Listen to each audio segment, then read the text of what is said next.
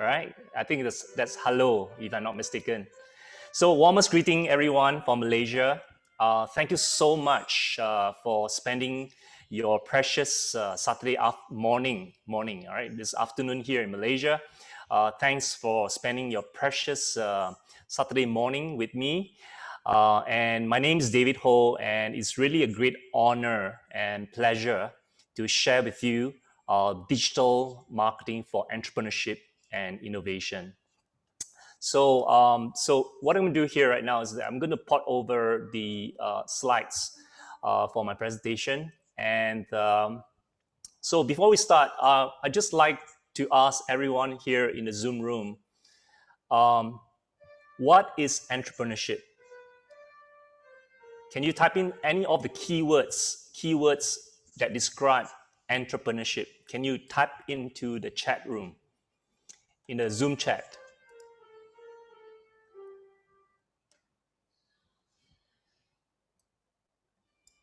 Can any one of you type in some of the keywords as far to describe entrepreneurship?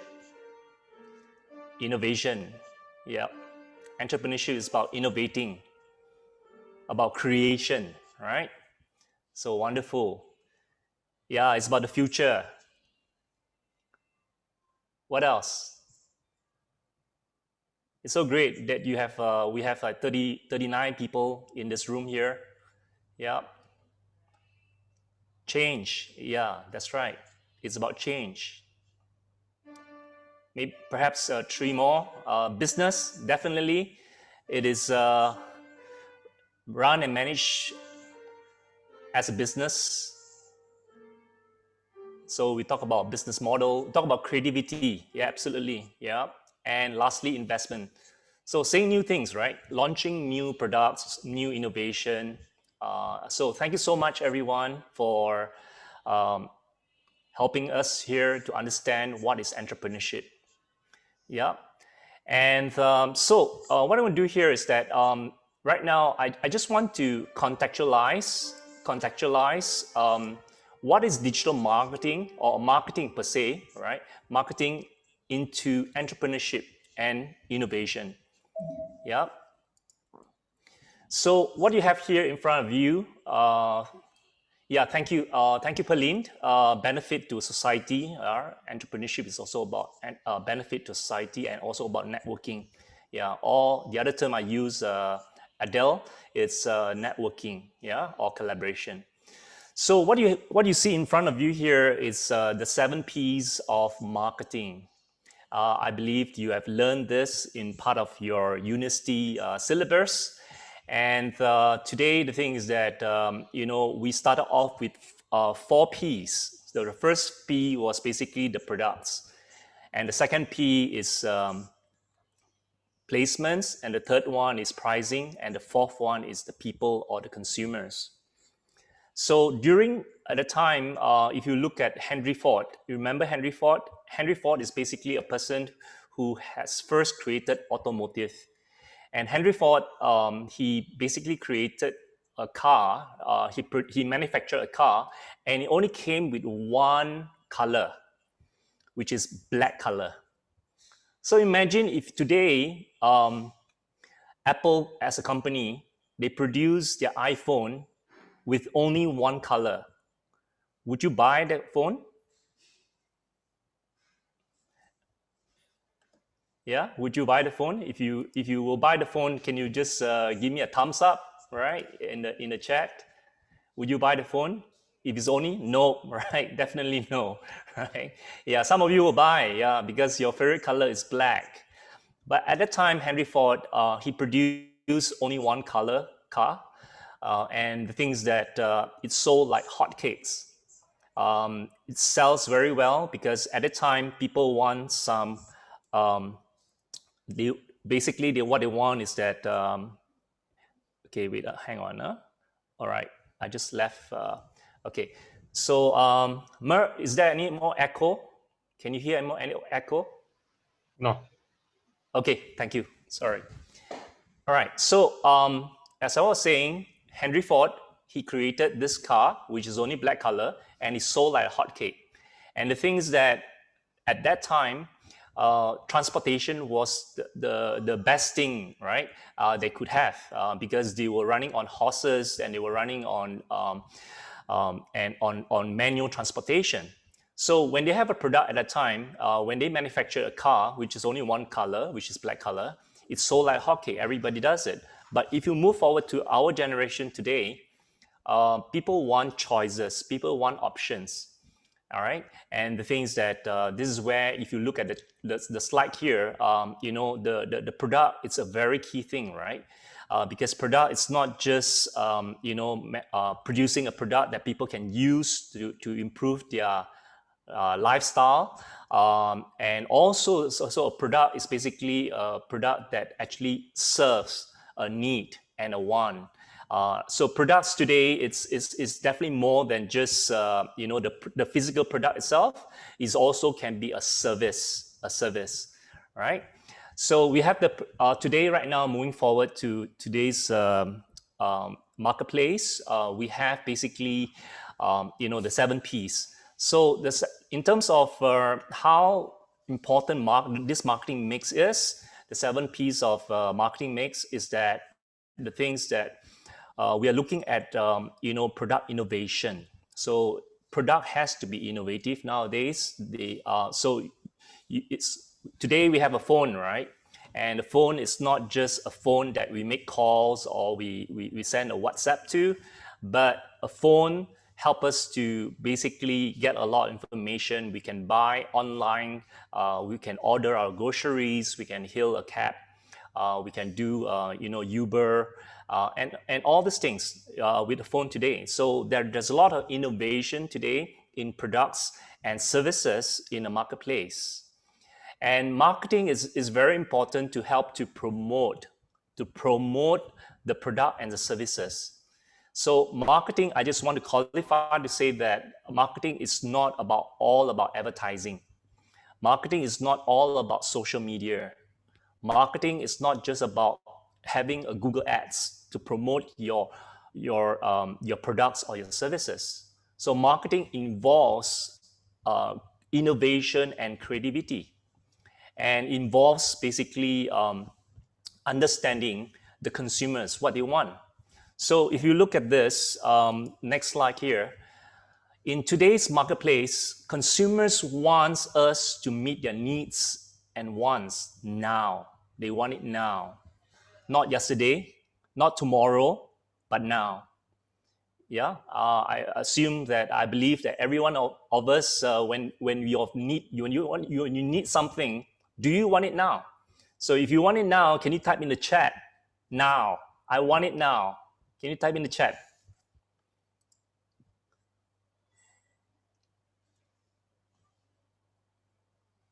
Yeah. Oh, you want it now, right?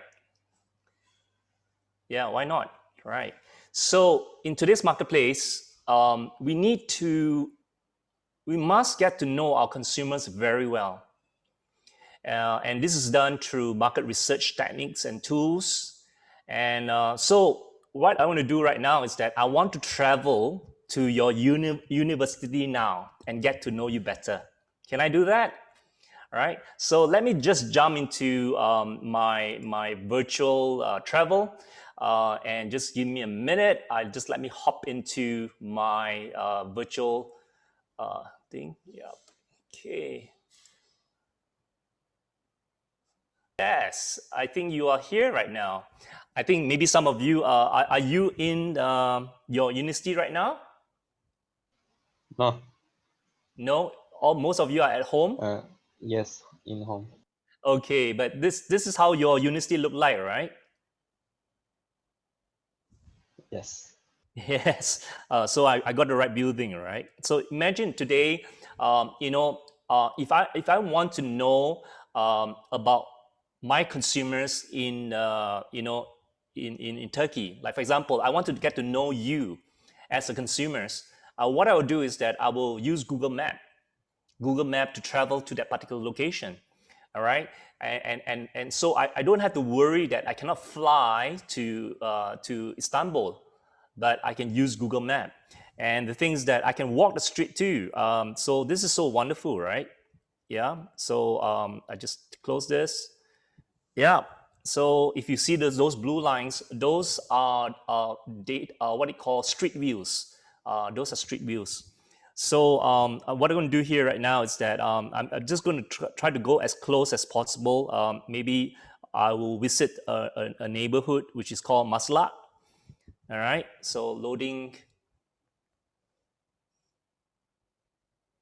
Yeah, loading this. Right. I don't know why I end up in the car workshop. Yeah. So perhaps I don't want to be here. Okay.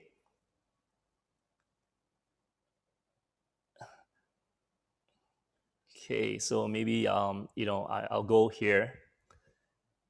I think that's a stadium around here. Yeah. So perhaps some of you may probably stay around here, and I could like go to your home. Right.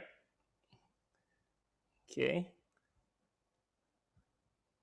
So what I'm trying to say here, ladies and gentlemen, is that it's really amazing what today's technology can actually help us to do, and the things that um, we could basically look at going to places where we can actually check out, the surrounding, and that really help us to know what is the environment over there. And it's very key that we understand today how digital affects our world today. And this is where digital marketing comes in play, because today a lot of digital technology from the internet has enabled us to do a lot of things to find out about our consumers.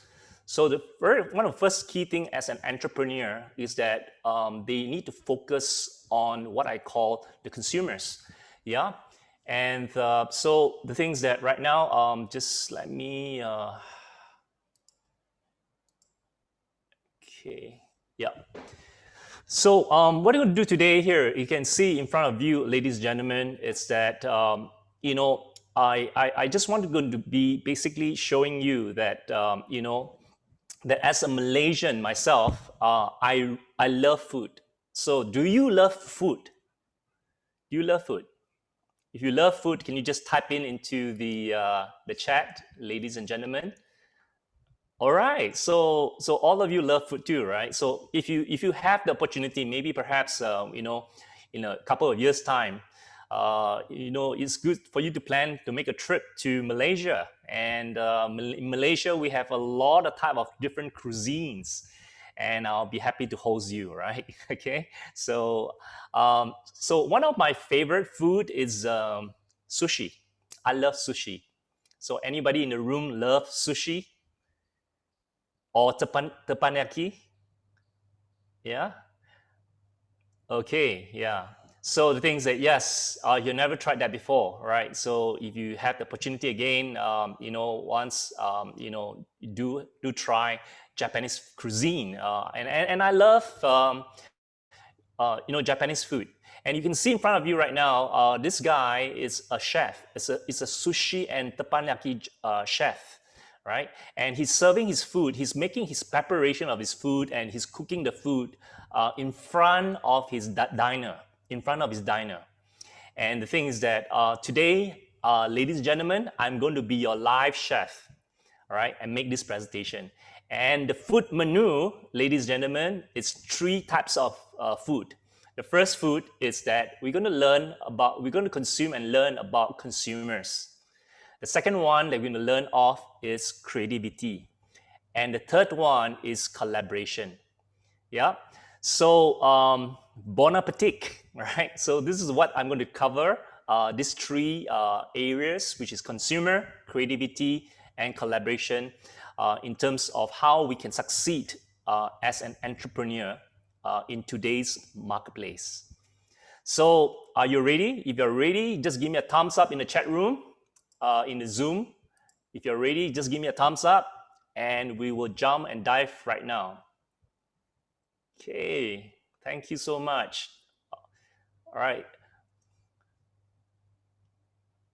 Yeah, it's very nice to be encouraged, So thanks for letting me know you are there. All right, so my distinguished guests, I'd like to start with our first menu, which is consumer. So in today's market, as I mentioned just now, right, that we need to know our consumers very well. And the thing is that, so I'm going to share with you a report, which is basically digital. What is the digital landscape in today's world, right? Post COVID-19, post COVID-19. And so you can see right now, I'll just basically bring this over my camera. Okay. Okay. Right. So you can see right now in front of you, what I've actually shared with you is basically a global stats report by We Are Social, or this company also collaborate with Hootsuite.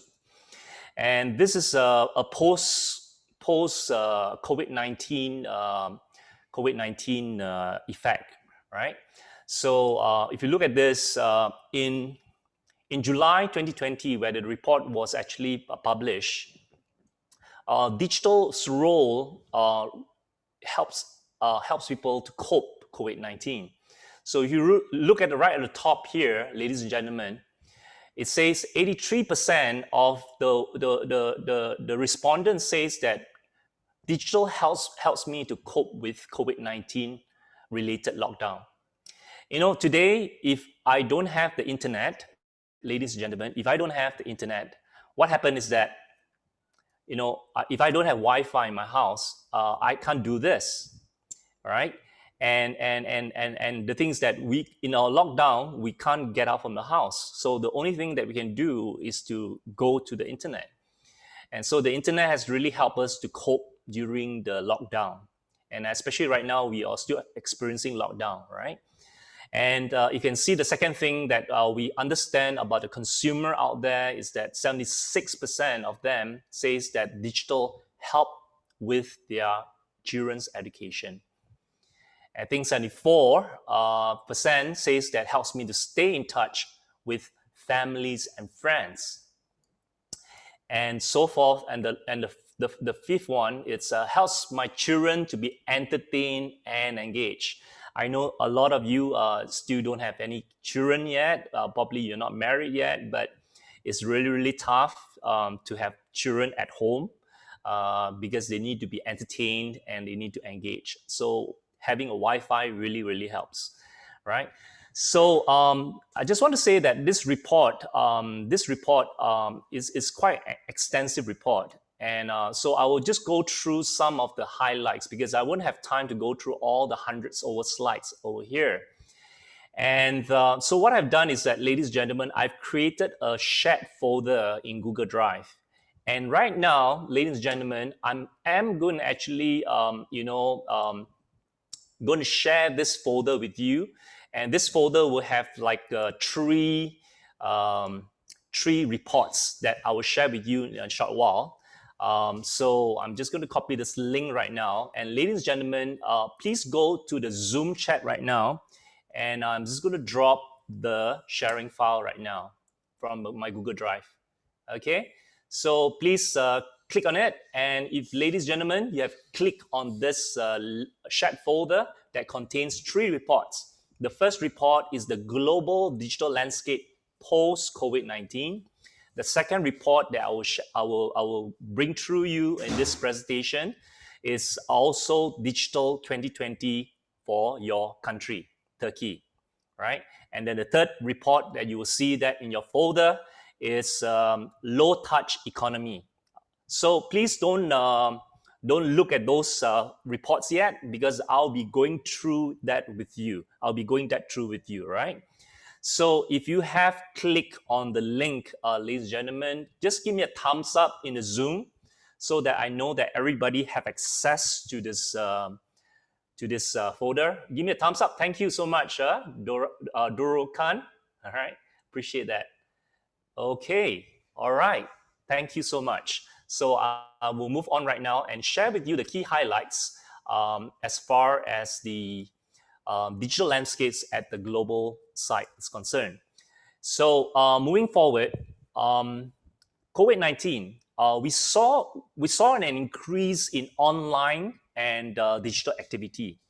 So some of those very popular activities that you probably have done, it's also like, for example, watching more shows and films on streaming services like Netflix.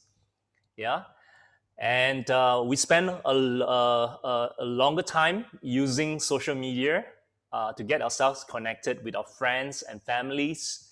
We also spend a lot of time on our messenger services like WhatsApp, uh, and we listen to a lot more music. So thanks to Spotify. And we spend a lot of time also in a lot of downloading mobile apps because nowadays the mobile apps is really good because you can do a lot of things. You can monitor your heart rate. You can play games with it, and you can do a lot of things with those mobile applications. So 36% of people saw an increase in spending more time on mobile apps, and also spending more time playing computer or video games. And the last two is creating content, uploading videos. So videos in today's digital marketing world, it is the most popular advertising format. So you have the influencers, the YouTubers, they make lots of money even while they are sleeping. I remember as I was lecturing in one of the universities in Kuala Lumpur, which is called Monash University. They are affiliated with Australian University, Monash University. And I remember one of the undergraduates, they asked me, Sir, what is the best career moving forward? And I said, I'm going to tell you something, and please don't tell your parents, neither don't tell your professor. Say, I think the best career to be in right now is to become a YouTuber. All right. Yeah. So, and we know that YouTubers, very popular YouTubers, international YouTubers, they make millions and millions of dollars. All right. Millions. Even as young as a little kid, right? Little kid. So, and I just want to show you very quickly, ladies and gentlemen, to prove the point why I say the best career to be in is to be a YouTuber. So I'm just going to share this slide. This I want to introduce this guy called Ryan Toys. All right, Toys Review. All right. So this, yeah, just give me a minute. I will port over. Okay, hang on. Okay, so I'm going to do this. I'm just going to put here the Chrome, share sound, share. Okay. Okay, ladies and gentlemen, you can see Ryan's World. Ryan is basically, I think he's right now 7 years old, and he started to become a YouTuber at the age of 4 years old. And I just want to ask, how much does Ryan make, sir? How much does Ryan toy review makes? Okay. So you can see over here. So this was last year, ladies and gentlemen, 18 December 2019. So 8-year-old Ryan topped the list with 26 million USD. Okay, this is how he had, and he has 22.9 million subscribers. And I think he makes more money than a lot of companies, that I know of, right? And all he does is just he reviews toys.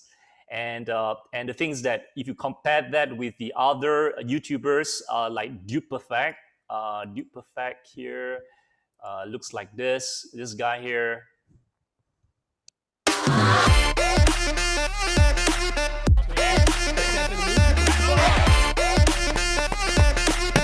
Armbar trying to advance the ball.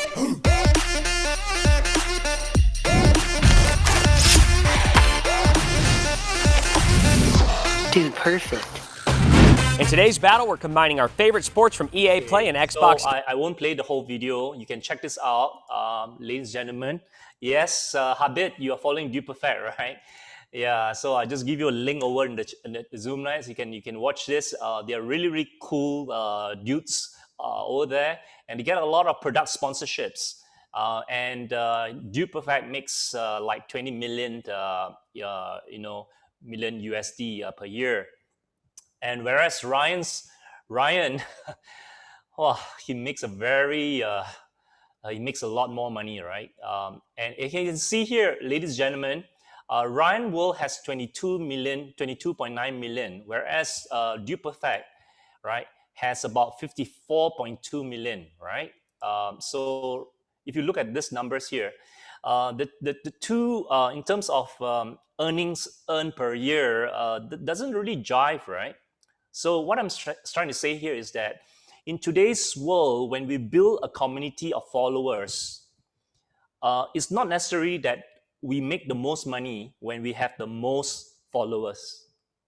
It is the quality and the target market that you go after, right? So if you look at Ryan Wool, all he does is that basically he just Is that a tsunami? Uh-oh. Mommy, what happened, Ryan? The pool overflowed and now there's a giant wave. Oh no, like a tsunami? I think so, but Mommy, how do tsunamis happen? Good question, Ryan. Come, I'll explain it to you. Let's go, guys. Okay, I will not go through this. Yeah, but I'll just put in the YouTube channel for Ryan here. So that's my point here, ladies and gentlemen.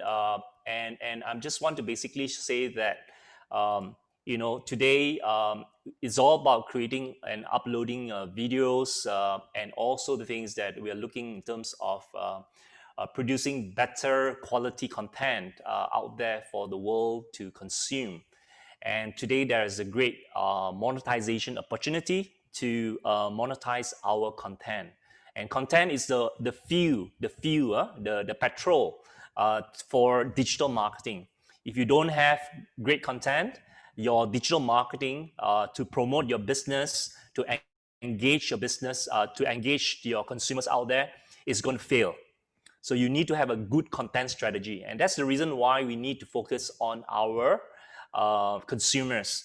And because understanding our consumers' behavior and personality and what their needs and want through data analytics will help us to create great content. And the content should be in the form of a video. All right.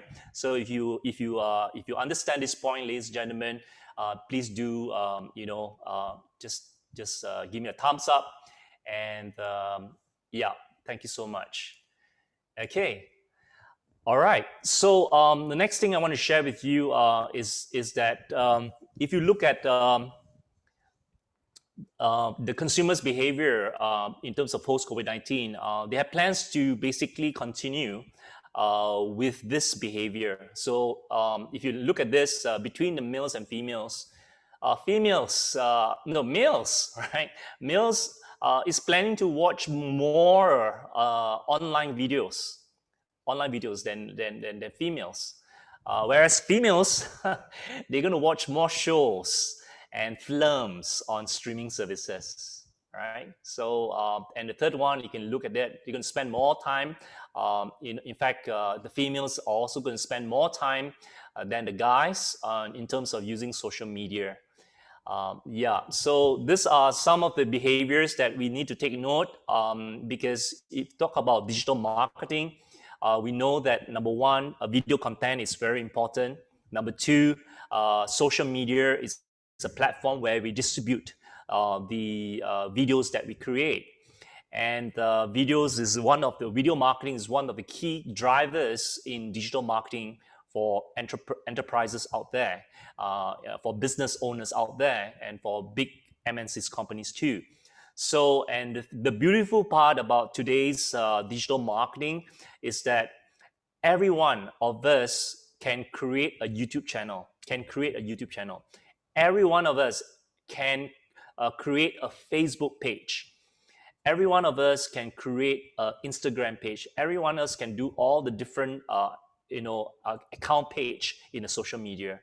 And it's literally zero cost, but it will involve in terms of the production quality, all right? The production quality of your content.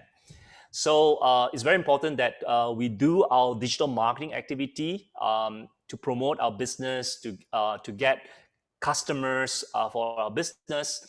Using digital marketing, we need to focus on these two things: content and social media. Content marketing and social media marketing. These are the two things. All right. All right, ladies and gentlemen, if you remember what I've said just now, the two things, just can again give me a thumbs up so that I can move on to the next important point. All right, okay. So let's look at the overview of the global internet use right now. So we live in a world of 7.7 billion people.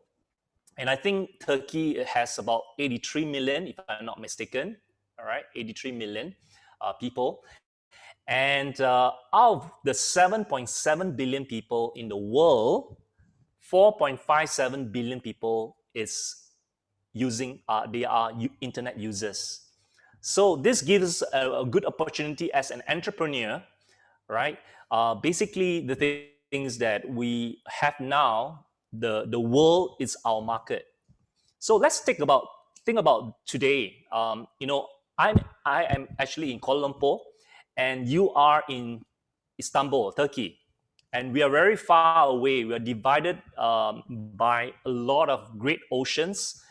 And how even is this today? How isn't it today possible that we are having a virtual classroom right now? How is it even possible, right? It is possible because one day I received a note from someone from Turkey, from another university called, I think it's spelled as KOC, KOC. Is it KOC University, right? And he wrote to me and he asked me whether I could give a talk like this in digital marketing and entrepreneurship. So I accepted the invitation. I told him through LinkedIn. I said that I'm happy to give a talk like this.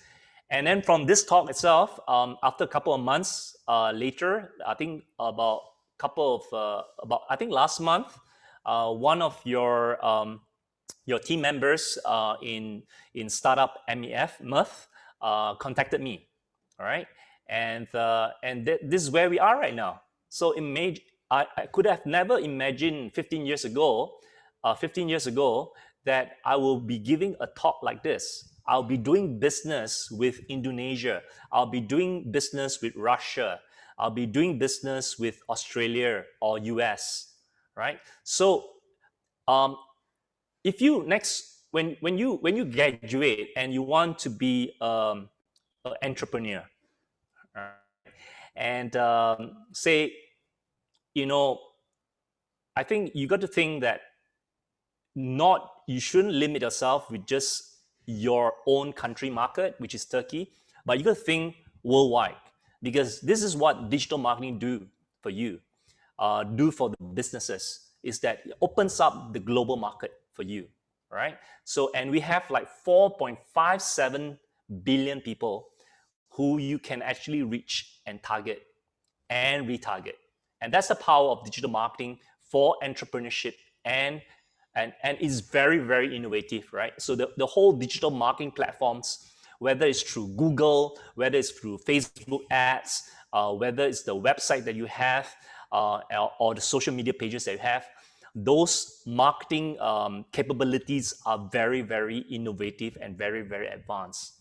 So it's like when you particularly visit a website or you connected yourself and you like a particular Facebook post, you will see that subsequently there will a lot of advertisements follow you wherever you go, whether you are surfing the internet via your laptops or your mobile phone, it follows you, right? And moving forward next time, there are things like Internet of Things, IoT, which have display that's connected to the internet. So imagine this: you at home, you would have clicked on an advertisement, for example, on a website, and when you go out from your house, you will see a digital signage has an ad that says that, "Hi, David, um, don't forget to buy that particular product in that particular supermarket." Right? So it's going to be like location-based targeting. It's going to be out-of-home, displays where they can reach you and they can reach your mobile. So bearing in mind that the world is our oyster right now, if today we want to start our own business, so don't just think local. It's important to think local, but also think global. So I have this phrase that I call glocal. Stands for GLOCAL, glocal. So our approach to entrepreneurship is to be glocal, right? So can everybody say glocal together? Can you unmute yourself and say glocal? Okay, right. You want to type in, thanks. All right, say glocal, right? Okay. So, and we can see right now, people are spending a lot of time over the internet. And you can see an average of 6 hours, 42 minutes. That's the average amount of time per day people spend using the internet by each of the internet users. And if you think about this, ladies and gentlemen, 6 hours, 42 minutes, over 24 hours in a day, that's a huge amount of time people spend using the internet. Do you agree? It's a huge amount of time, right? And in today's, in the marketing world, attention spent is the most important currency. If you cannot get people's attention, you cannot get people to buy your product. And today, there's so much competition to get the attention of our consumers. And that's where I go back to the first 2 points that I talk about. Content. You have great content that attracts people and get them to spend time watching your videos or your YouTube channels. So this is the most important point that I want to reach out from here, from this statistics, which is people spend 6 hours, 24 minutes. So if you look at the different continents in terms of social media use versus total population, you can see that there's a variety of different levels of penetration in terms of social media users. So I think where you are considered as Southern Europe, if I'm not mistaken, right? Yeah, so it's about 60% penetration in this. Later on, we will go into very specifically in terms of what is the digital landscape in Turkey, right, after this. So you can see that the world is pretty well penetrated by the internet, a lot of social media users. Even right in the middle of Africa, you can see that 7%, ladies and gentlemen, 7% are active social media users. So when I say active social media users, means that they will have actually gone to their social media feed at least once a day. All right. Okay. So if everybody's good, give me a thumbs up. I'm just going to move on to the next part, which is the digital landscape for Turkey. Okay. Wonderful. Thank you so much for encouragement. Again, I just want to remind everyone that this second report that I will share with you is found in that shared folder from the Google Drive. All right, so feel free to download it. And just to let you know, please do not cut and copy. Just copy and paste it into your hard drive. Don't take that file out from the drive. Otherwise, your other friends in this room will not have access to it, all right? Okay, so digital landscape in Turkey. So you have a population of, I believe, 83.88 million and there's 75% urbanization, which is good.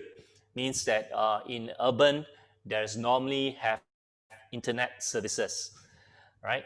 And of which more people are actually using mobile phone as the connection. So you have like 92% of versus the population has total population has mobile phones, and of which 74% are internet users and 64% are active social media users.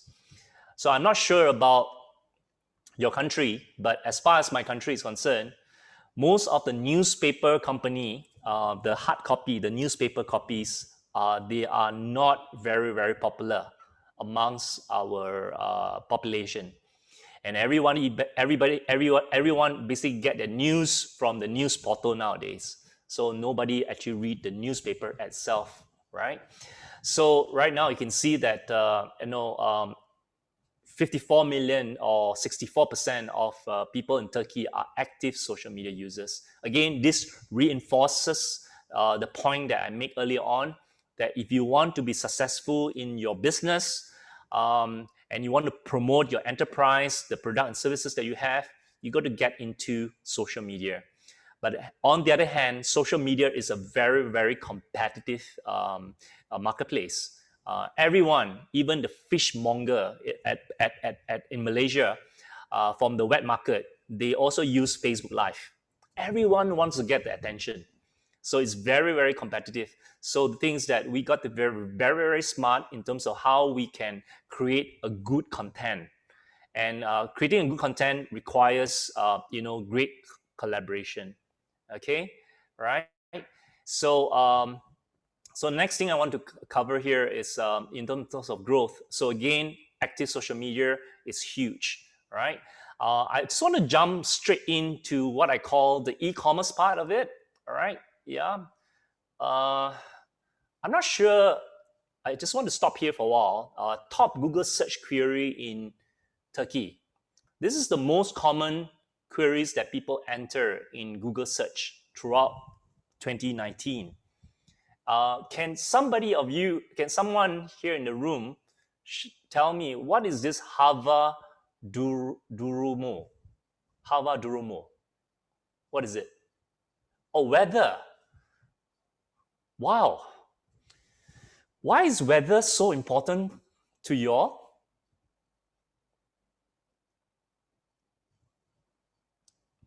Why is weather so important to you all? Why do you need to check your weather? Oh, so you know what to wear. Yeah, that's so important. I'm sorry. In Malaysia, we only have one season, which is summer throughout. Okay, so I only have summer clothing, right? So I hope one day when I go to Istanbul, I'll be able to have wearing winter clothing, spring clothing, right? So I have the summer clothing right now, but it always changes. So I heard from my friend, sometimes in one day you can have 4 seasons. Is that true? One day you can have 4 seasons. So, okay, yeah. So now I understand. Thank you so much, ladies and gentlemen, why searching the weather is very important to all of you, right? Yeah. Okay, so I'm just going to talk a little bit about, I want to dive right now into e-commerce, because right now the time here is 4:53. We still have about an hour, 7 minutes to go. And I got lots to cover because the digital marketing for entrepreneurship and innovation is a big, big topic. Seriously, I will need 7 days, 7 nights to tell you everything, but I don't think so I can able to do that. I won't be able to do that today, right? But I'm just going to give you some highlights. I want to inspire you. I want to make your mind think when you graduate from your university. Whether you should be a YouTuber or should be an entrepreneur, or I think more importantly, what I wanted to share with you is that how you can leverage digital marketing to promote your business. Okay, so I'm just going to go on to e-commerce right now. Okay, e-commerce. Okay, so e-commerce use in Turkey. So first of all, we're going to look in terms of percentage of your population that that owns or have, like, for example, financial products or services, whether they have a bank account or whether they have a credit card. So you can see that 68% actually have a bank account with a financial institution. They have an account. And 42% has a credit card. And I think what I want to highlight to you is that not everyone can have a credit card, but nearly everyone can have a mobile money account, right? Mobile money account, right? So the things that is important for you to start to look at the mobile wallet, because that's going to be the key thing moving forward in today's marketplace. Yeah, crypto, right? So the other one is making online purchase. So, and remember, these numbers, these statistics that I'm showing you, ladies and gentlemen, is actually before COVID-19, right? Before COVID-19, because this report is in January 2020, before COVID-19 hits your country. So what I'm saying here is that post-COVID-19 pandemic, these statistics will all shoot up to the roof, will increase. Yeah.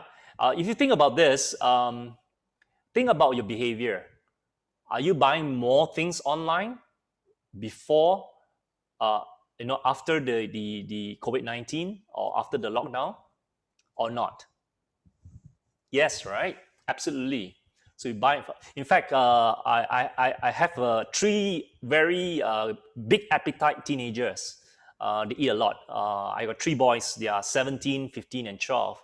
And every week, my wife would have to buy lots of groceries in terms of the chicken, the beef, and the things that even the fish, for example. The beautiful part right now is that most of the people in the wet market, they have digitalized their business services. So they have this service platform right now where you can order from their Facebook page, of which they can put in an order in WhatsApp, or you can even reach them while they're doing Facebook Live, for example, right? Because they will be doing a lot of promotions. And so nowadays, we buy nearly everything via online, at least in Malaysia. So 36% of people buys through online, and I'm seeing these numbers is going to increase tremendously post COVID-19 pandemic. So when you think about setting up your own business next time, in fact, right now, you can even think of a business of which that you can actually get your customers online. You can deliver a service through online, and then they can pay you online too, right? So everything is done on the digital platform. So that's one thing. But the next thing I want to cover is that what are some of the key e-commerce activity? And this is a very important point, ladies and gentlemen, that I want you to focus on this slide. 81% of people in Turkey search online for a product or service to buy. They have an intention to buy. Yeah, intention to buy. And this is what people do over in Turkey. They in fact, 84% of them will visit an online retail store, or call it the website. So today, if you don't have a website, you can't do business. You need to have a website, because physical stores no longer really apply, especially when there's a lockdown. And until vaccine is found and everyone in the population is been vaccinated, I think that's going to take a couple of years' time, right? So right now, businesses needs to have a website. And this website is a very important component in digital marketing, right? In digital marketing. So no longer you need to have also a physical store, but you should also have a website. So it's kind of like, it's fundamental. And people do, 63% of people actually purchase a product online on any devices, whether it's through their desktop or their mobile phone. So depending on product categories, especially when there's a big ticket item, like for example, car, house, or expensive products.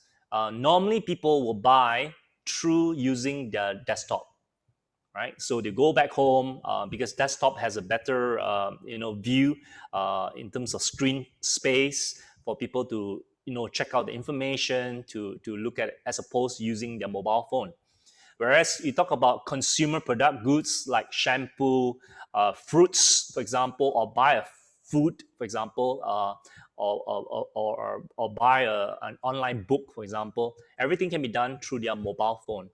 So depending on the device and depending on the product category and how services, some people use their desktop, some people use their mobile phones, right? So I just want to make a key point on that. Interestingly, so what does people in Turkey spend on e-commerce? So if I would look at the data, wow, I now can take this link right now within the weather and fashion and beauty, right?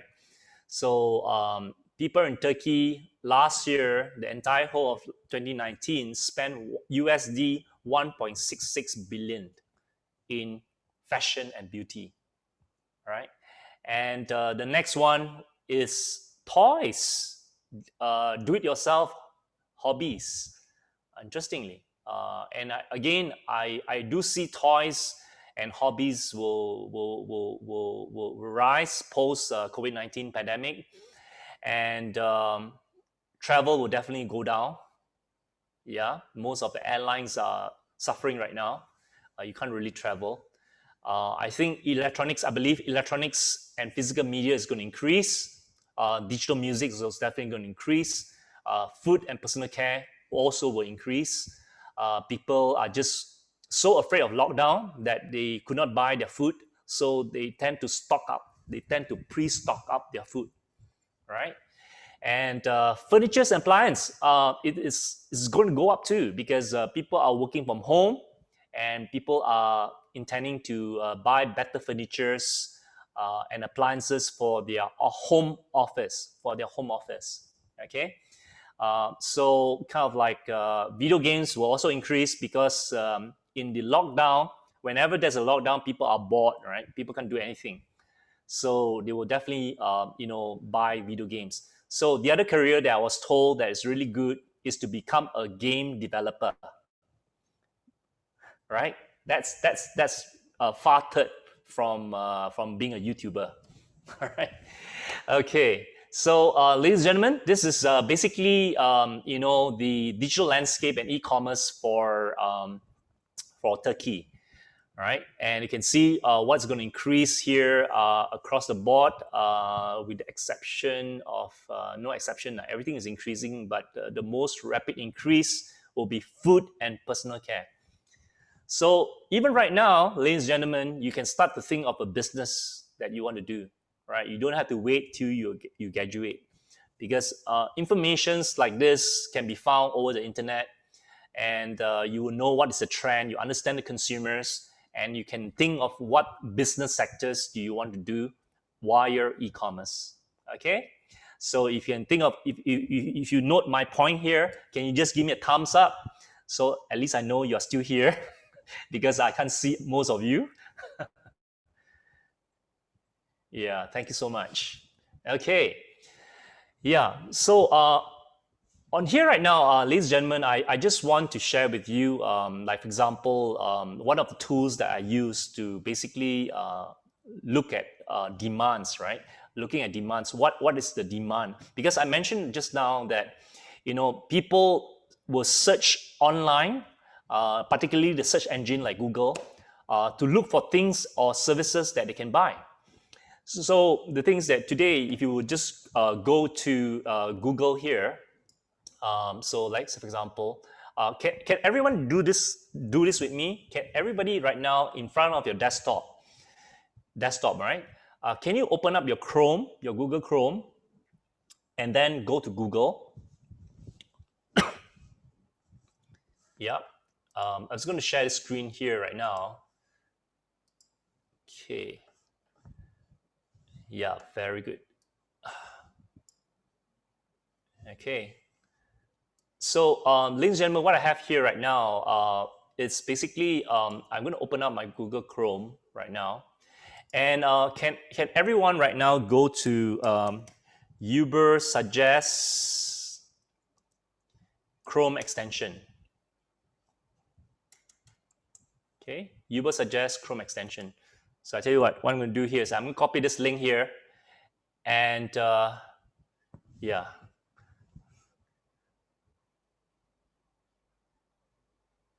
Okay.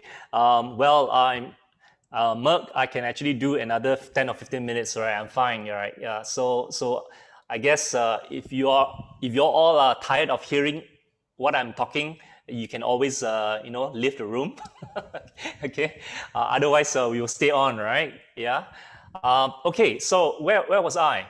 What I'm going to do here right now is that I want to basically send you this. This link here. You can check on your Zoom, right? Okay. So and click on the first one here, which is ubersuggest Chrome extension. This is a wonderful tool, ladies and gentlemen, because it tells you how many people are searching for a particular keyword. And why is this so important, ladies and gentlemen? Is because you are able to know in your market, like for example, I'm in Kuala Lumpur in Malaysia right now. I would know, for example, how many people search for office furnitures for homes. Okay, for homes. And this tool that I shared with you just now, which is ubersuggest,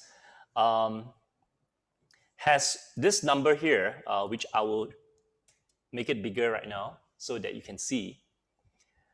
So this keyword, office furniture for homes, there is 18,100 monthly average search in a month for this. So, ladies and gentlemen, what it means here right now is that this data that we are seeing in front of our eyes is that there is 18,100 people who is searching for office furniture for home in Malaysia. And this number might differ in Turkey, for example. So what I want to do is that in order to get this number here, ladies and gentlemen, which is the monthly search, you need to download what I call the ubersuggest Chrome extension. Yeah. So just let me do this. All you need to do is just click on this ubersuggest Chrome extension, and it only works on Chrome. It doesn't work on Safari. So I just want to give you a tool, a useful tool that's free to use, but it's very, very useful. So you will see here, Chrome extension. So ladies and gentlemen, just bookmark this place. Don't do it now. Once you install this on your Chrome, you should be able to get numbers like this. Numbers like, for example, I'm just making this up. What should I put in? Say, for example, travel, hot air balloon. All right, hot air balloon travel in Istanbul.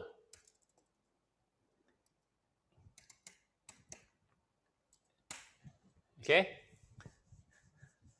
Yeah, hot air balloon travel in Istanbul. All right. So currently right now there's 0 search. So use this tool. There is a question here. Somebody says, what about YouTube? Okay, interestingly, right? So I type in, for example, popcorn. I'm just making this up. Popcorn caramel, popcorn. Right? So I'm going to my YouTube now. Yes, ladies and gentlemen, it works on YouTube too. All right? Yeah? All right? It works on YouTube. Yeah. Okay? So you can see here, there is 201,000 searches in YouTube for popcorn. Right? So it works both on the Google search and also on the YouTube channel. So that's a tool that I use very often to find out, especially what kind of digital marketing training programs that is popular, whether it's social media, whether it's content marketing, whether it's email marketing, or so forth and so forth, right? So so if you think that this tool is going to be useful for you, you can just give me a thumbs up in the chat, all right? Okay, wonderful. All right. Okay, I just want to just take a 1 minute break here right now. Can every one of you turn on your video for a while?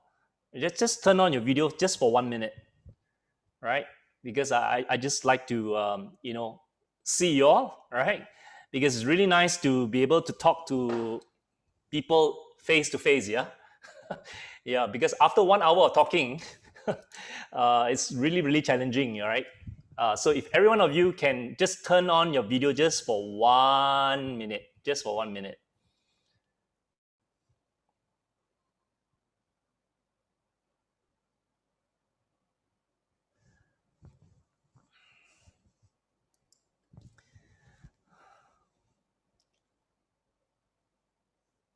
So nice. Thanks for the smile. Huh? Thanks for the smile. It really encouraged me and gives me another strength to carry on for the next 60 minutes. All right. Thank you so much. Thank you so much, everyone. I really appreciate it. Yeah. Thank you so much. Okay. All right. So that's moving along. Just let me bring back my mic. Okay. So let me just move back to the slide here. Okay. So right now, what I'm going to do here, ladies and gentlemen, is that I'm just going to share with you next on the menu, which is what I call creativity for innovation. Creativity for innovation. Yeah. So before that, oh yeah, I did say that basically what I'm going to cover, today is 3 areas, right? First one is consumers. Second one is what? What's the second one?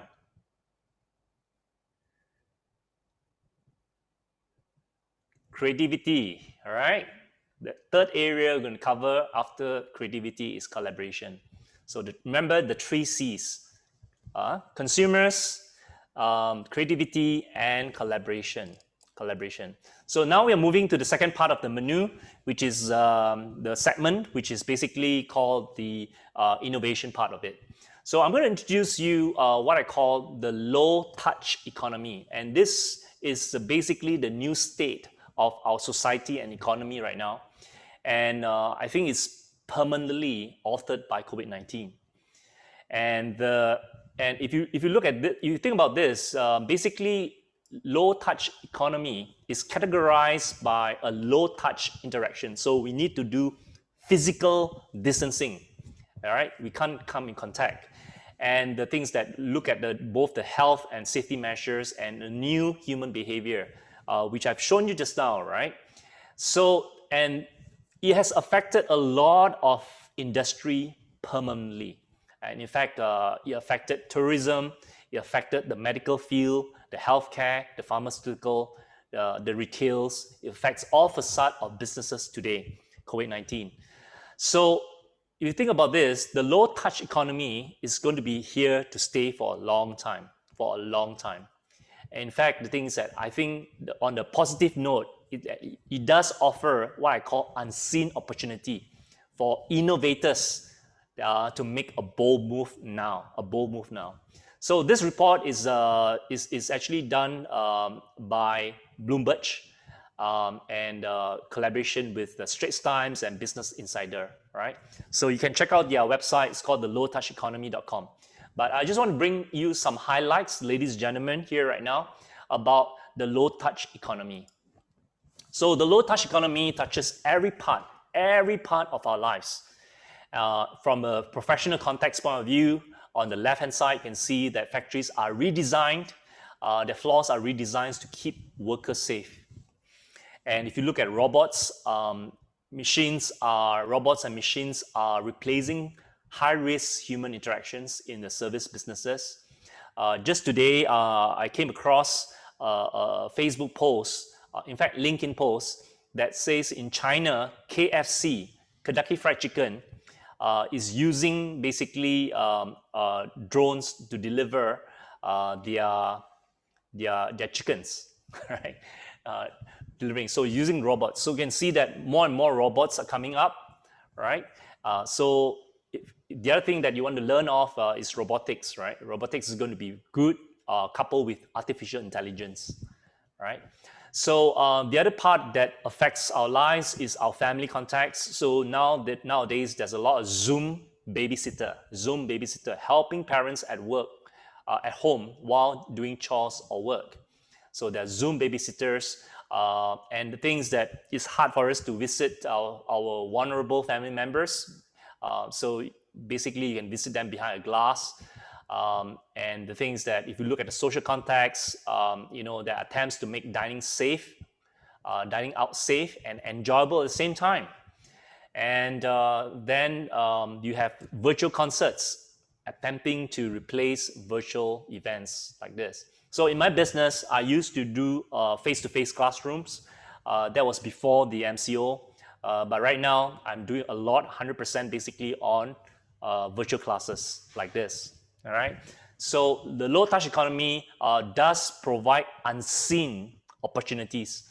So we need to have a good eye on what's happening in the trends in the marketplace, especially in the low-touch economy. And if we are bold enough and we are creative and we are innovative, and we will be able to actually come up with something that will do very well in the low-touch economy. All right. So if I talk about the low-touch economy, it will definitely define our lives more on the personal and also the business side for at least 1 or 2 years. Well, I'm not sure about you, but in Malaysia, we estimate that it will take at least 3 to 5 years because the thing is that until the vaccine is been, until area of our population is been vaccinated, then things will probably go back to normal. But then again, not everything will go back to normal. So we look at the design of a low-touch business. I think if you look at the right-hand side of the table, I think number one is based on low-touch interactions between customer and employee, and number two, able to operate with restriction. And this restriction is going to be tough because it's not just a travel ban or a new hygiene measure. As far as Malaysia's government is concerned, the things that our government normally comes up with regulations to basically contain the virus, and this has a lot of effects on us, right? So there'll be a lot more measures coming moving forward because apparently this virus is really stubborn and is really making our lives really difficult to contain the virus within the community. So the third part is, there's a limit access to vulnerable groups. So I want to talk a little bit about vulnerable groups, right? So who are the people, who are the groups that are vulnerable? So in marketing, marketing world, we categorize the people who has lots of money and lots of time as who? Can anybody make a guess? Who do we call those people who has lots of money and lots of time? Can you type in the chat? Who do we call them? Not investors, not influencers. Oh, Bill Gates, yeah, he has a lot of money, he has a lot of time too, right? Rich people. It is, right? The retirees are the people who is retired, they have money, and they have what? They have time. They have time too.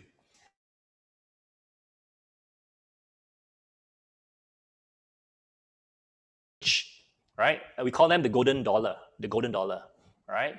So the things that, if you think about this today, whilst COVID-19 is putting a restriction of us to reach these people, but these people have time and money. And we can see that if you do a research and you find out from data and trends in Turkey or any parts of the world market that you are tapping in, you're going to look at in terms of what is their consumption pattern is. And I can see right now that as far as Malaysia is concerned, or even the Asia region, Southeast Asia region, or even China itself, a lot of old people are very digitally savvy right now. So, and it's because of circumstances like COVID-19 and lockdown that forces them to go online, right? So if you look at this, in the low-touch economy, it provides an unseen opportunity. So if you think about a business that you can actually wants to reach this retired customers, I think there are many aspects of their life that requires that, right? There's a lot of products and services that they require, and they have time and money for that. And sad to say, the millennials have no time and they have no money. Okay, all right. Yeah, that's the sad nature of our lives, right? Yeah, but the golden retirees have a lot. So this is really an untapped market. The aging market is really a huge market to be in particularly in developed countries like in Europe, in US, even in Japan. You can see that if you can think of a product or services that they need and want, I think if you have an e-commerce platform, you have a business, right? So that's something that I want to elaborate a little bit more. And also the things that we're looking in terms of pivoting, right? So when we do a business in this post-COVID-19 pandemic, digital marketing allows us to pivot, right? Because we look at various platforms, like, for example, what kind of things or what kind of platforms that we can engage in, particularly like, for example, e-commerce, social e-commerce. That's another platforms for e-commerce. And so there are many platforms that today we can use as what I call SaaS, SaaS, right? Software as a service. There's a lot of software as a service, SaaS, for us to enable to provide our product and services to the marketplace that we want to reach, all right? And the things that one of the last design in terms of low-touch business is able to create high impact via new innovation and improve business models. Okay, so ladies and gentlemen, this is the boring bit. I'm just going to show you a lot more visual right now moving forward.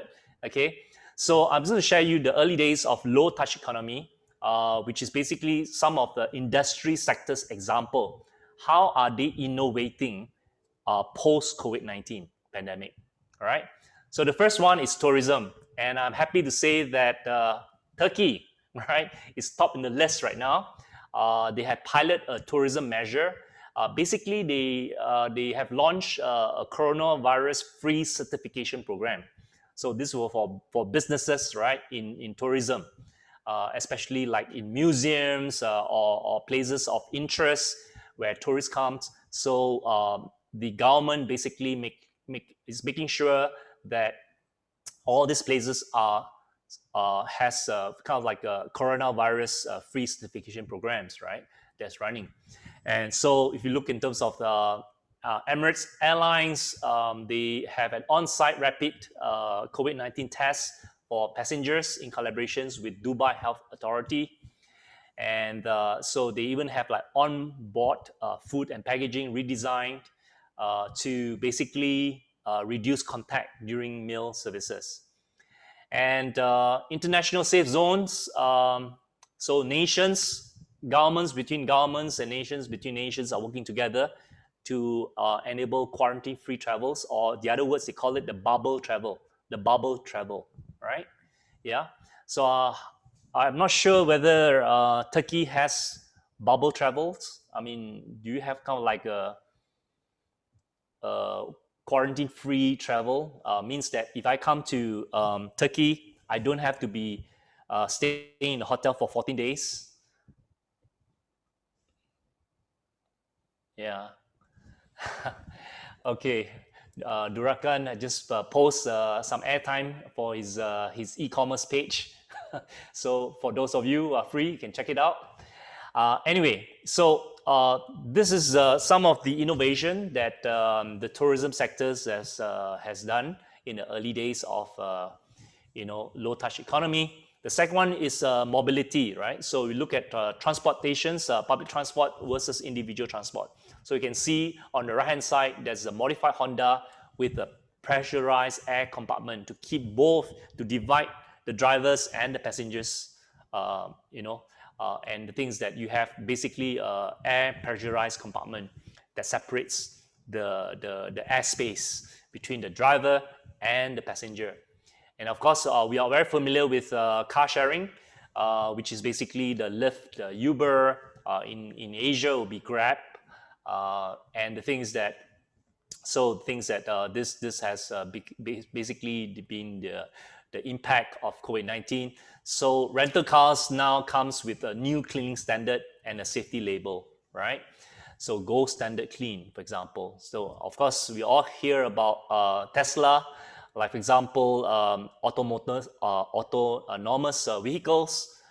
So places like Milan or many other cities are adding, in fact, not just cars, but they're having a dedicated lane for bike lanes for bicycles, right? So and it's good.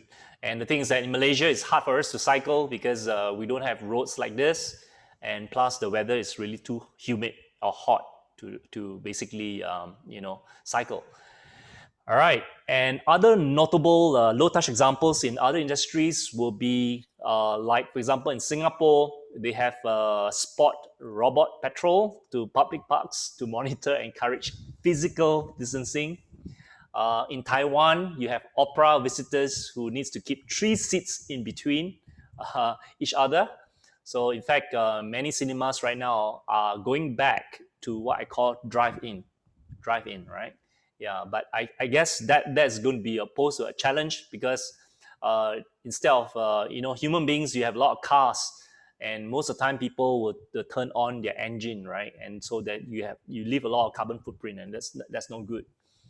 So on the left-hand side in the middle, you can see that numerous restaurants are trying to find the right balance between safety, comfort, and coziness.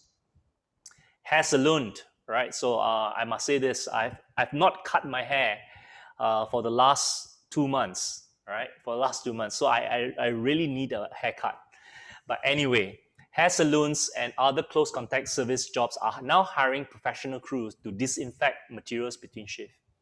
Then we have the Belgium national broadcasters. They are now experimenting what I call a distant detecting bracelet to protect the actors while recording. So I'm not sure how are they going to do a romance movie, right? No more kissing. Right. So anyway, even marriage, right? I think how many of you got married this year? Show of hands. How many of you got married this year? Anyone got married this year? Or none? Or postponed until we find a vaccine, right? Tough. But anyway, nowadays, even in Malaysia, or too young, right? Well, it's true. Yeah, too young. But anyway, people who's getting married nowadays, they're doing it over Zoom, and they find that it's now cheaper to get married. So in fact, I would encourage everyone, it's cheaper to get married this year. And next year at least, okay? Right? Because your guests can just click on the Zoom button and they're in. Okay, you don't have to travel. You don't need to have parties. you bring your own you bring your own dinner. Okay, all right. So anyway, I'm seeing more and more individual businesses are coming up with more innovations to basically how to design a better experience in the midst of this challenges of social distancing. So likewise, I put a lot of effort in this virtual classroom. You can see, right? The whole idea here is to provide you good experience. So what I do is I invest in a very good mic. I invest in a very good webcam. I have 2 displays, in fact 3 displays, 4 displays, right? In my classroom, right? Just to show you, right? Okay, just to show you, I have another com here, and then I have my laptop here. All right. So I'm just showing you the behind the scene, and I take a lot of effort to do all this so that I give you good experiences, right? Because nowadays there's a lot of Zoom. A lot of people go to Zoom meetings, and it's very tiring. It's very tiring, and we have this term called Zoom fatigue. Zoom fatigue, right? Yeah. So the whole idea here is that in a low-touch economy like this, we as an entrepreneur, we need to think how we can design good experiences for our participants, for our consumers. It has to be that way moving forward if you want to succeed, right? And the consumers want it now. Remember, they want it now. So you got to do all things to make it happen for your consumers. Again, all you're seeing here, don't expect this to become mainstream soon.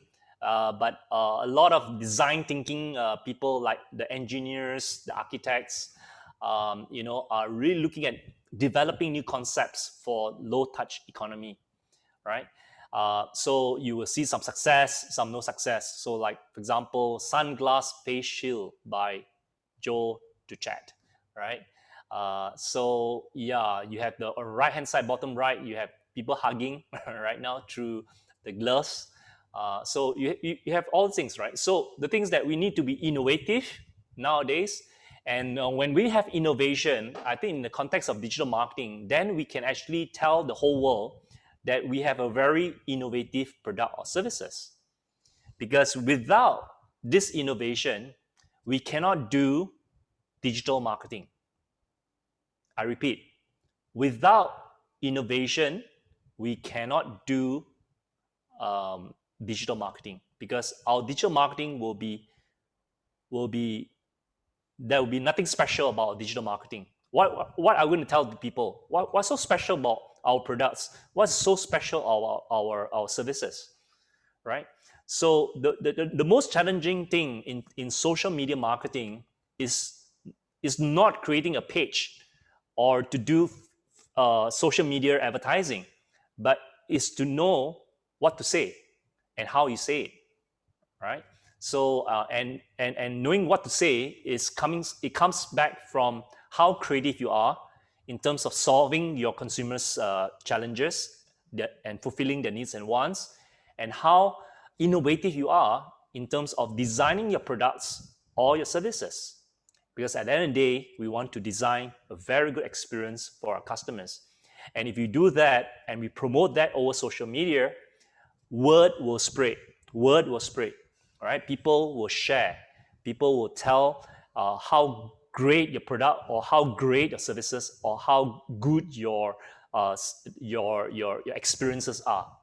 Right. On the contrary, if you don't have a great product and your product is not innovative, your services are not great, and you're not creative in your approach, in fact, people will not even bother about you. They will not even take the second look at you. Remember, whilst people spend like 6 hours, 52 minutes on the internet, there's a lot of competition. There's a lot of products, advertisements out there. So the things that is very important, first, we focus on the consumers. We focus on what they want, and we design our products innovatively, and we reach them creatively so that they will be interested in our products or our services. And this is where innovation comes in play. All right. Okay. So 5 examples of potential winners. I'm just going to share this with you. This some of these examples. I'm sure you're very familiar. And one of them, which is a platform to connect with remote customer. TikTok. So how many people in this room uses TikTok? How many of you? All right. So TikTok is a platform that connects with remote customers, right? Yeah, so it's a Chinese internet company. They has about 30,000 employees. And Donald Trump doesn't really like TikTok and wanted to ban TikTok. So I'm not sure about Biden right now. But anyway, so we see companies like ByteDance, right, doing very well to create platforms to connect with remote customers. So it's been very, very popular. The other one, in terms of innovation, tools to support e-commerce is Shopify. So this e-commerce platform is touted as one of the best players that challenge Amazon. So Amazon is a huge. Jeff Bezos has a huge dominance. With 1 million over business owners and 100,000 points of sales. So when the COVID-19 forces a rapid close on brick and mortar stores, Shopify was able to help them to quickly switch from brick and mortar to the cloud. So from brick and mortar to the cloud, yeah. So you have also others like WooCommerce, and in fact, there's many e-commerce platform out there, right? So the question is that which one is suited for your business, right? So it also depends in terms of the different business models, in terms of how they share revenues, how they get you to pay listings in their websites, product listings, and sometimes you need to commit in terms of advertising dollars to get basically the prime estate in their advertising, right, on their website. So Shopify. So the other one is innovation that I want to share with you is healthy food delivered to home. I think this is very, very important, especially now we post COVID-19 pandemic, right? Because I think whilst people are staying at home, not only they're going to keep themselves healthy and strong, they also got to eat well, right? And suddenly I find that during that lockdown, everyone now is baking cakes. So they have cheesecake and all these things. So how many people in the room has baked cakes? All right, yeah, I see some show of hands here. Yeah, suddenly become a good baker, right? yeah. So Panera Bread is another one that basically work on low touch distribution channels, and they focus on health and safety, right? So this becomes a new category, a new vertical, or a new market where everything is freshly produced and then delivered on the same day itself, right? And the aim is also that there is an element of what I call a corporate social responsibility, CSR, where they aim to provide more than 500,000 meals to children and families sheltering in place, right? And the other one is to come up with a Peloton, which is a safe workout at home. Yeah, so just a couple of days ago, I just bought 40-kilo dumbbells for my elder son, right? And when there was a delivery, I didn't know that it was a 40-kilo dumbbell inside the package. I nearly broke my back. Okay, yeah, I nearly broke my back. But the thing is that you can see that this category of workouts, fitness instruments, for homes is getting very, very popular. And not only that, they work with mobile apps, right? Yeah. So then you have Beyond Meat, which is an alternative for supply chain under pressure. So it's for vegan, for example. It's something that's prepared. You can just put it in a microwave and it cooks, right? And you can feel safe if you're not a meat eater. All right. So I tell you what, now it's 5:38, and I really want to move on to the next section, which is basic collaboration. But let's just perhaps I just want to cover this two very quickly. And what I'll do here is that this session is recorded, so I'm sure Mert and the team will give you the YouTube link. But what I'm going to do also is that I'm just going to save this in PDF, and I'm going to drop it into the shared folder. Yeah, can I do this for you? Right. So all the statistics, the reports that you see, all my slides will be in the shared folder. All right. Can? All right. So wonderful. Okay. So the next example I want to share with you, ladies and gentlemen, is that as an entrepreneur today, in today's low-touch economy, I think it's important for us that we need to make sure that our business, ladies and gentlemen, let me just put this here so I can see you. Yeah, okay. Right. So as I said just now, as an entrepreneur today, in today's low-touch economy, we need our business to be what I call high-touch and high-tech if you want to succeed. So for example, let's look at how Intel, the computer chip, tries to create a high-touch and high-tech business model in virtual school or online school, right? So I'm just going to port over right now to this. Just give me a minute.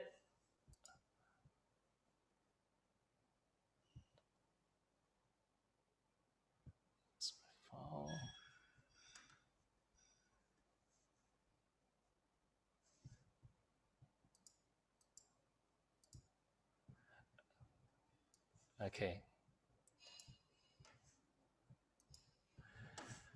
All right, so I'm just going to share screen right now.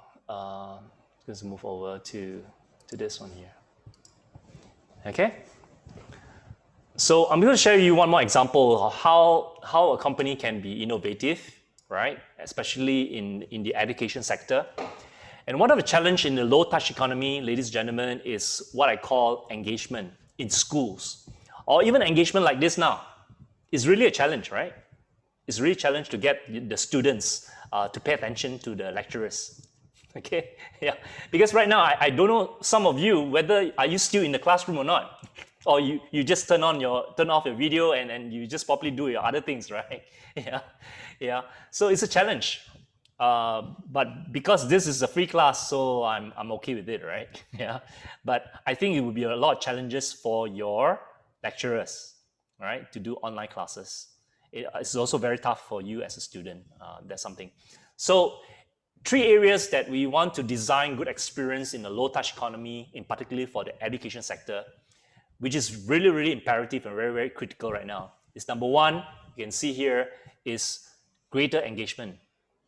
So we're looking at greater engagement, and today we plan to be innovative. We want to look at 2 areas, which is basically the augmented reality, which is AI, and we look at gamification. Yeah. So these are 2 areas of innovation that you can do for the education sector. Yeah. And the second part is that how we can redesign the learning spaces. So today, classroom is not just at the school itself. It is at the room, your room, the student's room. And because of that, students need to invest a lot more devices, right? And having high internet speed, right? So the things that you're looking at, efficient use of classrooms, class times, and also we need to customize experiences. So today there's such thing called the flip classroom. We call it the flip classroom. And I have flip training, okay? Yeah, so if you have heard of this term called flip classroom, basically a flip classroom is a type of what I call a blended learning, all right? So let me just move over here. So a flip classroom is a type of blended learning where students are introduced to the content at home and practice working through it in school. So this is a reverse of what I most common practice of introducing new content at school. So then assigning homework and projects to be completed by the students at home. So I'm also doing that right now for my adult students. And I've trained so far more than 3,000 people in Asia Pac. And I'm beginning to use what I call the flip classroom. Because the thing is that no longer we need to follow a schedule. So everything is over the portal, and students can progress according to their ability. So you don't have to follow your classmates. So you learn a new content, a new topic, a new syllabus, one at a time at your own pace. And this is what flip classroom is all about. Okay, yeah. So yeah, so I want to share with you one example on the success story, which is basically, let me see. Yeah.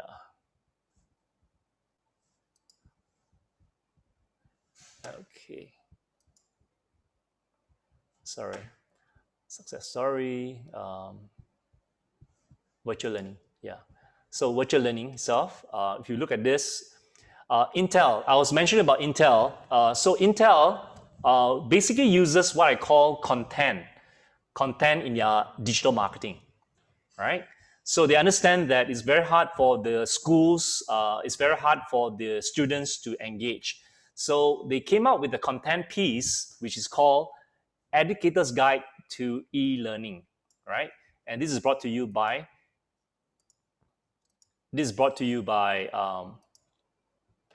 Intel, right? Yeah. So just give you a very brief area on this. Just let me okay, make it bigger. Okay. So this lady is from Intel, and so she's basically addressing educators. So she's sharing with them how you can prepare your classrooms, setting up your virtual environment, how you can adapt your lessons for e-learnings, and what are some of the tools and technologies that you can use, and also explore innovative skill developments, right? So I'm not going to actually cover this so much. What I'm going to do here is that I'm just going to put it now in the chat room, ladies and gentlemen. Okay, just let me stop share. Okay. Okay, so it's this whole section here right now is in the Zoom chat. So for those who are interested in innovations for the education sectors, this is something that you can actually look through, right, and read through. In fact, maybe you can suggest to your university, right, and adopt some of these best practices here in order to make the whole lecturer and students design much better. Okay, all right. Okay, let me just go back to the next session. Let me stop share screen. Okay. All right.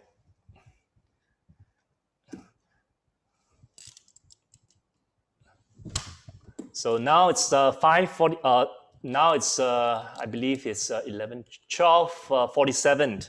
So I promise not to keep you in between you and your lunch. I will not be in between you and your lunch. So let me just finish off the last section here. Okay. Okay. Which is collaboration. So today I'm seeing that as content marketing is very key for a lot of business owners out there. They need to create content, and it's going to be very hard for them to create content themselves. So to just give you an example, Red Bull is an energy drink. In a year, they would have spent 1.2 billion USD to create content, right? And a lot of companies would not have the resources or even the financial capabilities to produce such great content. So one of the things that I advise my clients who are marketers is to collaborate with media, with the news portals, with the media companies, right? So one of the examples I want to show you is called a Morning Studio. So Morning Studio is a division from South China Morning Post in Hong Kong, right? They're one of the leading newspaper company who has moved in terms of creating content for their advertisers, right? Yeah. So just to share with you very quickly, where it's the example of the Morning Post. Yeah. Okay. So it's going to do a screen share. Okay. Screen share.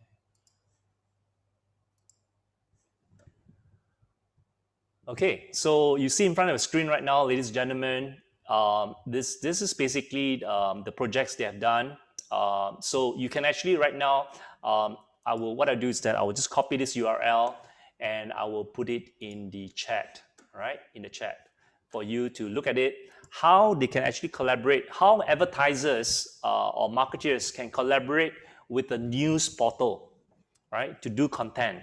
So there are many, many examples in here you can actually look at. So I've just posted that in the Zoom chat, okay? All right. So, ladies and gentlemen, that basically conclude my sharing with all of you.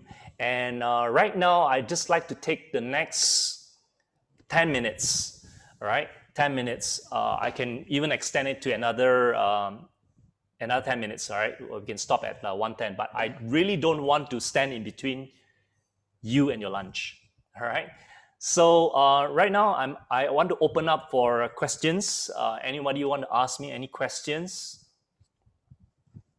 Or maybe I can just pass this time to Yeah. Maybe you can facilitate the questions. Some of you want to ask in Turkish. Is this fine? Because I have my Google Translate with me. So you can put your questions, you can post your questions in the Zoom chat. In your Turkish language, and I'll just copy it and I'll just do Google Translate, right? Okay. Yep. Over to you all right now. Questions for me. I love questions.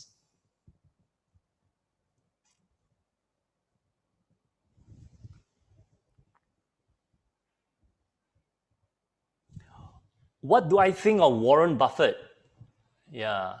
Thank you so much, Adele. Thanks for your compliment that my presentation was so good. Thank you. I worked very hard for this.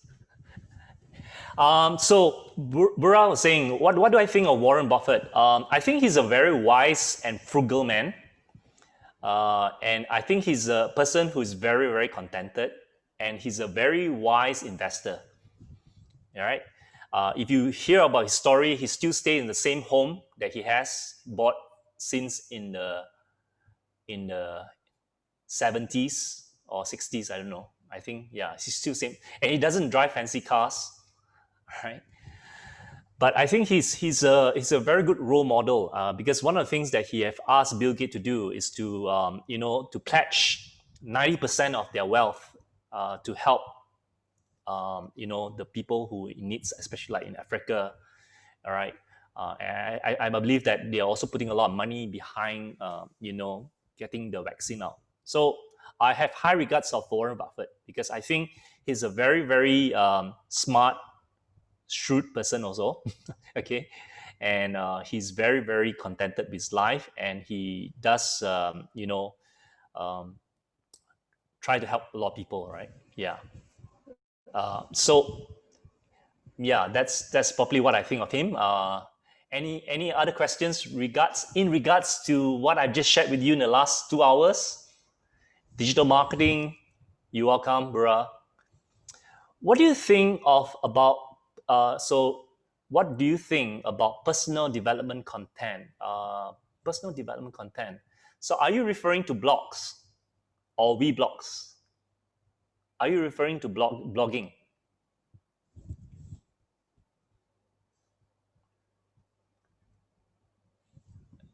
Yeah, yeah. So if you are referring to blogging, it's definitely a very good way to to do your marketing, especially if you do it like for example in LinkedIn. This is something that I really encourage you all to do, is to create articles, right? Articles. So I just want to share very quickly with you right now on LinkedIn. Stop sharing. Sorry. Yeah, so sorry. I should have done that. All right. So I just want to answer this question about what do I think about personal development content. I think it's really good. And the things that I use, the platforms where my target market is. Like for example, I do a lot of B2B marketing, business to business marketing. Yeah. So what I do is that I will go to LinkedIn and do articles, right? And do articles. Yeah. And work on articles. Yeah. But anyway, so LinkedIn is a good place for you to actually write articles, so that people will know that you are a subject matter expert in your area. And you might think, right? You might say, David, I've not even started work yet. why will people think that I'm a subject matter expert in a particular topic, right? Yes, you can.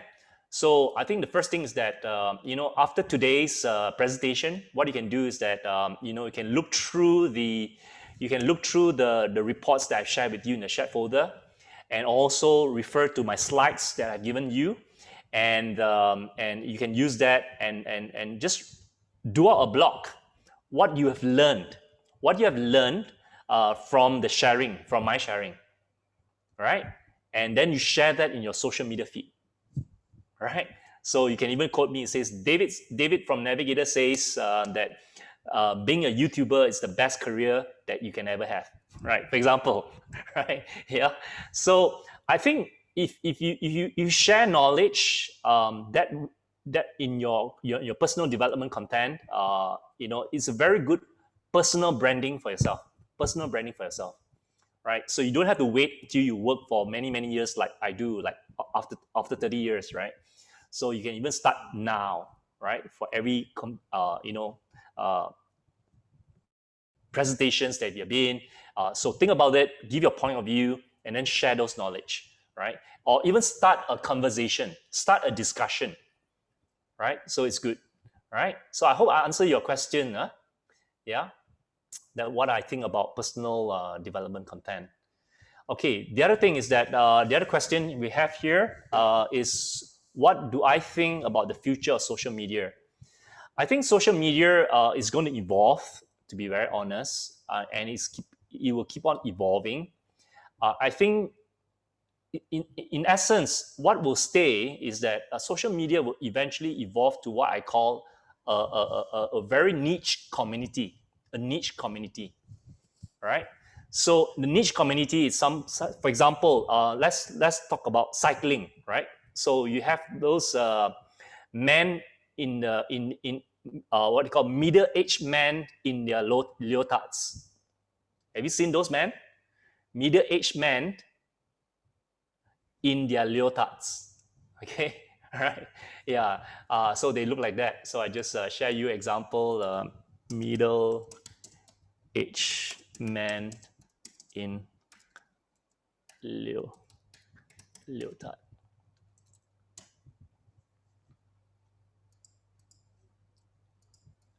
Cyclist.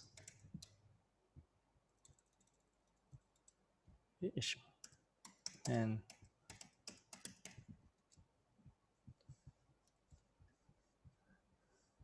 okay, so they look like this. Just bear with me for a while. I will come to my point in answering you about the future of social media. So these are men, middle-aged men like myself. I don't cycle, by the way. Their bicycles cost as much as your car. Okay, so some of the bicycles can cost up to 5,000 USD. Right. So what I'm saying is that social media today, they are in social media today, and they are in the Facebook. So you have a Facebook page on cyclists for men. You have a Facebook page for those people who have a different hobbies. So eventually, because they interact a lot with each other, they form what I call a community. And it doesn't stop them to create their own website or their own blog space or their own social media page. I mean, on their website, because today is so easy, right? So eventually I will see that they will basically want to make this a very successful community page, of which they can get sponsors within the product categories, the hobbies they're in, the categories they're in. So I think the future of social media is eventually going to be very, very bleak, right? Very bleak. And coupled for the fact that there's a lot of fake news in social media, and influences in terms of elections in US, for example. So it's really, really tough, right, for social media to survive. But for now, I still think that I think majority of the netizen is still using social media. So they'll still be around, but I guess we need to future-proof our thinking too, right? That eventually this will evolve to what I call a community-based websites. Right? Yeah. So that's what I think about social media. If that's good, give me a thumbs up. What is the key point when creating content? I think number one is that it has to be relevant. It has to be relevant. Relevant means that you need to understand deeply what does your consumer look like. So we call it consumer persona, right? Consumer persona. So let me just type in here, go here. They call it the buyer's persona, right? Or consumer persona.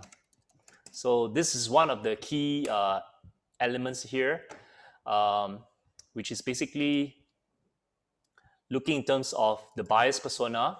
Just let me just make this a bigger bit.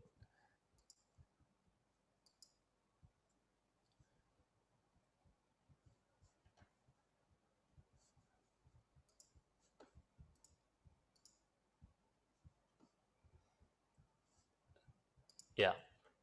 So buyer's persona, just okay. So one of the key elements in creating content is first, you must have a buyer's persona.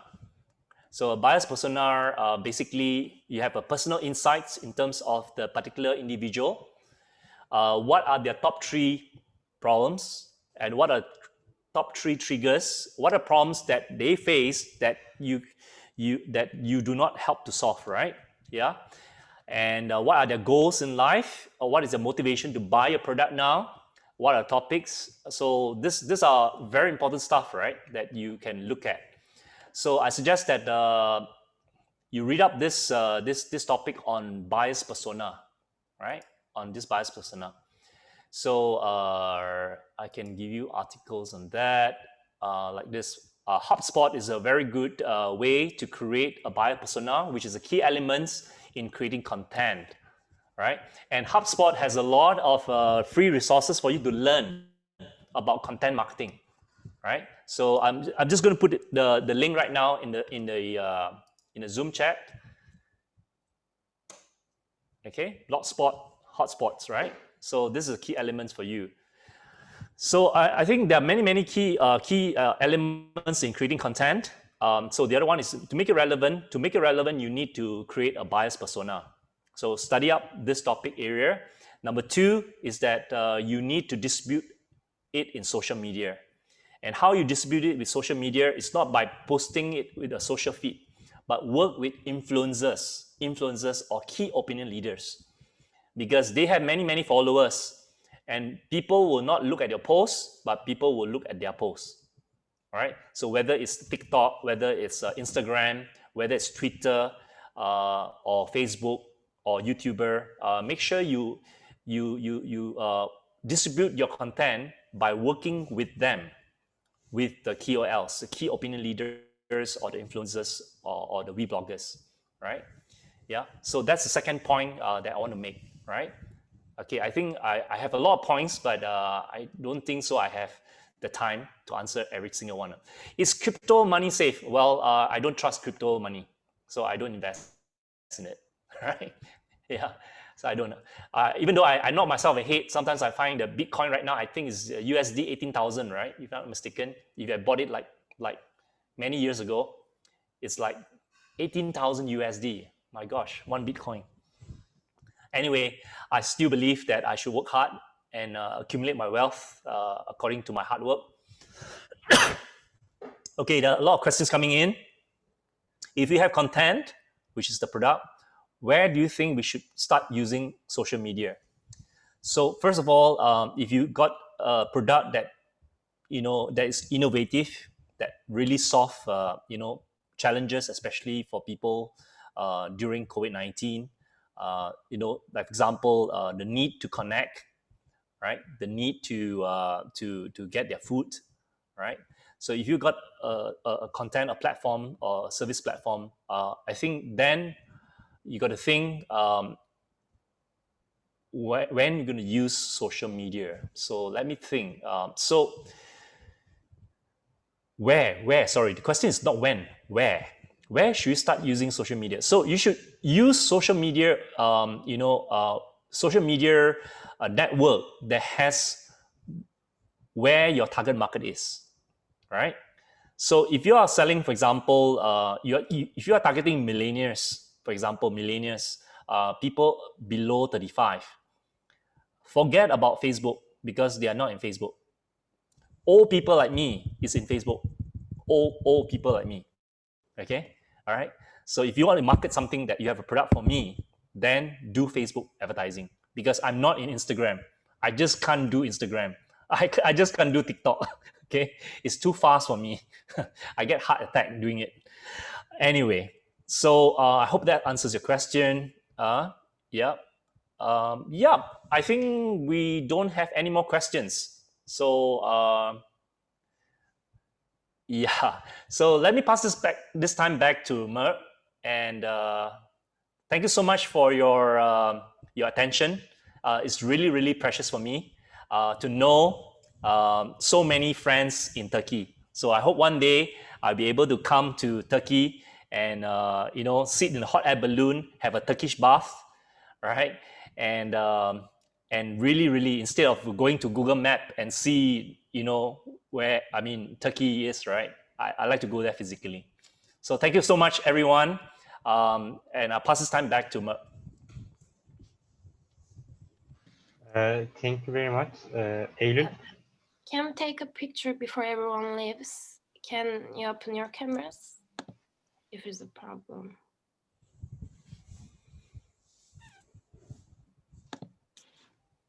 Thank you.